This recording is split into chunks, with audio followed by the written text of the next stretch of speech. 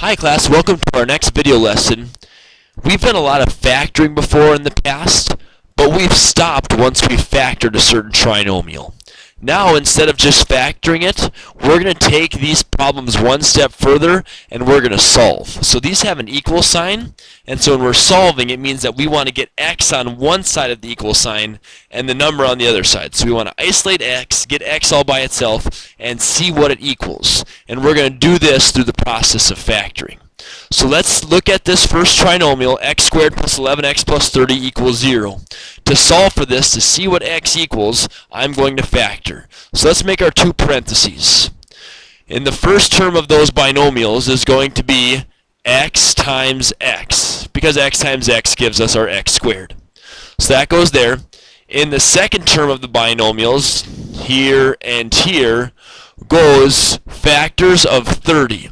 So factors of 30 that give us 11 in the middle is going to be 6 times 5.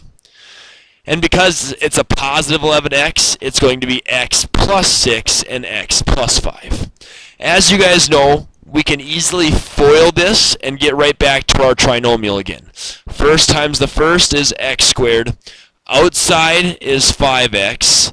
Inside is 6x. And last is 30. So as you can see, we get right back to our original trinomial again in x squared plus 11x plus 30. So that's just a way that we can check our work. So now that we know that we have FOILed it correctly, we're not done. In previous lessons, we've stopped once we factored it. Now let's go that one step further where we're now going to solve. So what that means is that these two binomials multiplied together equals 0.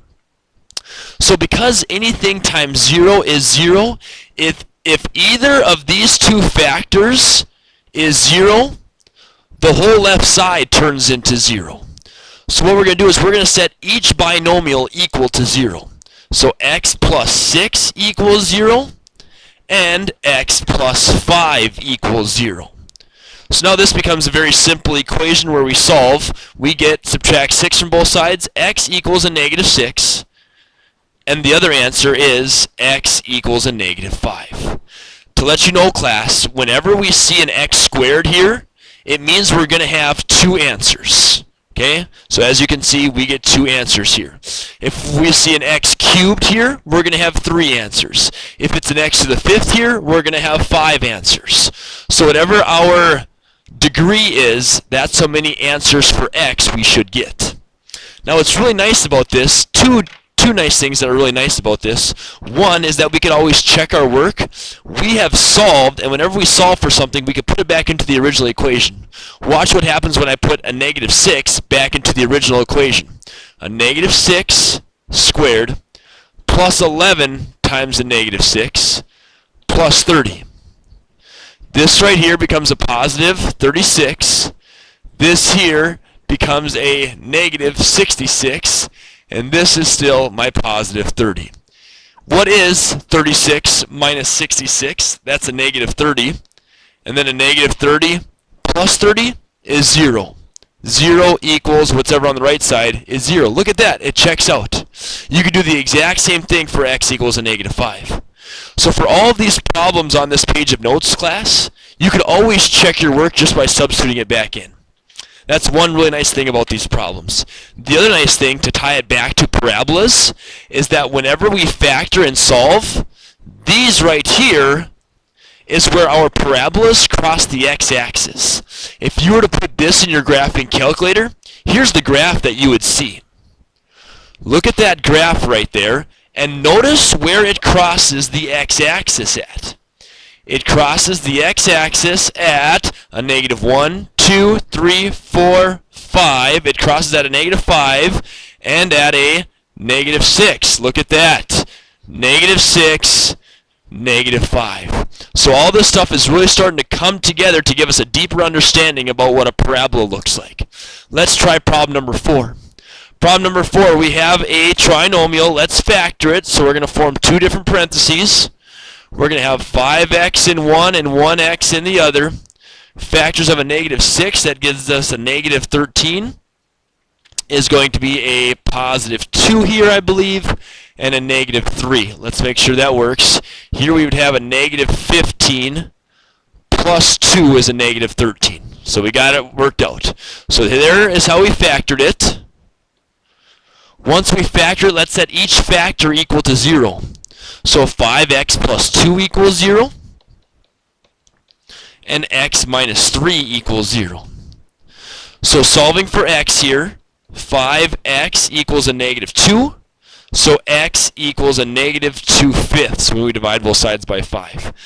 That's one of our answers. Again, when our degree is 2, we always are going to get 2 answers. Our other one is when we add 3 to both sides, and we get x to equal a positive 3. There's our 2 answers. I could easily substitute these back in for our x's, and we would get 0 equals 0. Another thing I could do, I can graph this, and we could see, look at that, it crosses the x-axis at 1, 2, 3.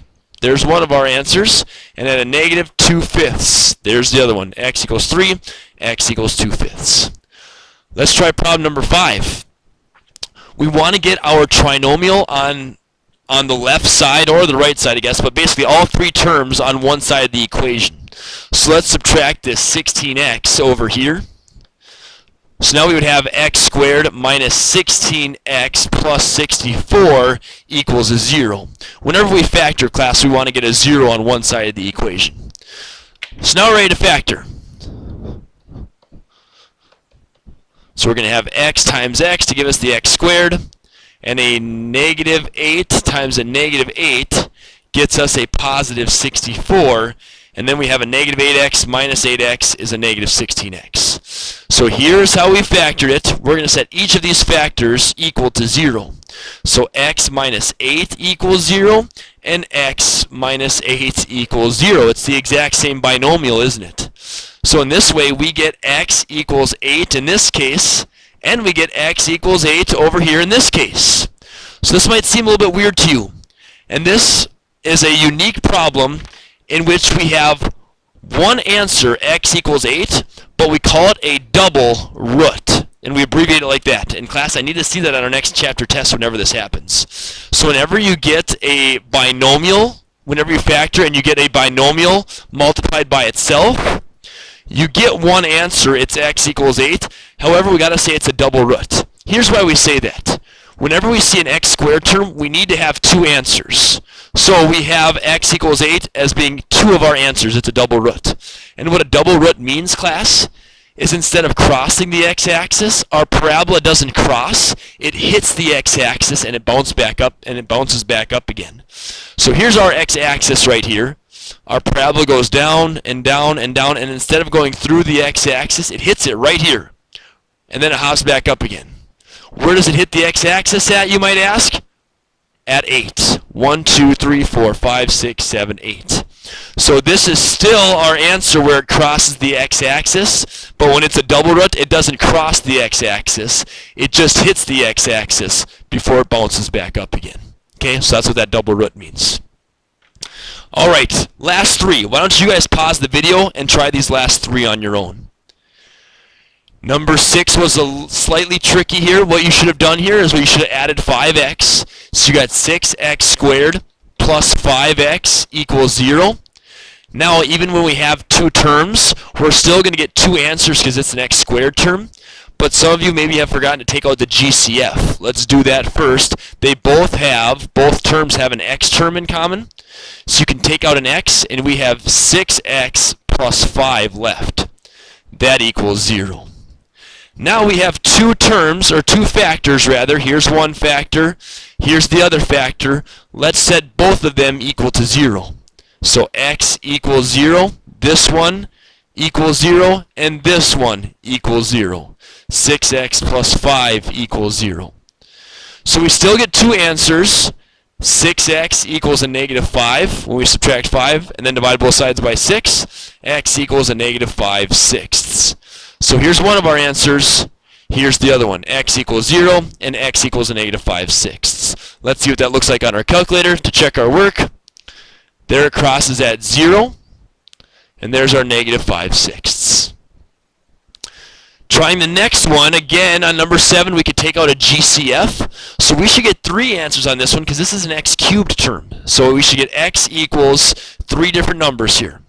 So we have x times the quantity, x squared plus 12x plus 32, taking out that GCF. Now let's factor. So we're still going to have x times the quantity, 2 different binomials, x times x, and a positive 8, positive 4. Excuse me. So now we have 3 factors, so we're going to set all of them equal to 0. So x equals 0, x plus 8 equals 0, and x plus 4 equals 0. So our answers, x equals 0, x equals a negative 8, x equals a negative 4. So the graph of this one actually is not a parabola. We still solved using factoring, but we got 3 answers, so our graph is going to cross the x-axis 3 times. 1 at 0, 1 at 0, 1 at a negative 4, and 1 at a negative 8, as you can see right there. So a lot of applications on why we learn how to factor. Last problem here is the difference of 2 squares. So when you see 2 terms and they're both squared terms with a negative sign in between or a minus sign in between, it's the difference of 2 squares. So it's x minus 4 times x plus 4. So if x minus 4 equals 0 and x plus 4 equals 0, that means x equals a positive 4 and x equals a negative 4. There's our 2 answers for problem number 8. And so with that, it crosses the x-axis. There it is at right 4 and at left 4. So hopefully that makes sense to you. There's a lot of applications on why we factor, and we just learned another one today to see where it crosses the x-axis. Let me know if you have any questions on that when you get to class tomorrow.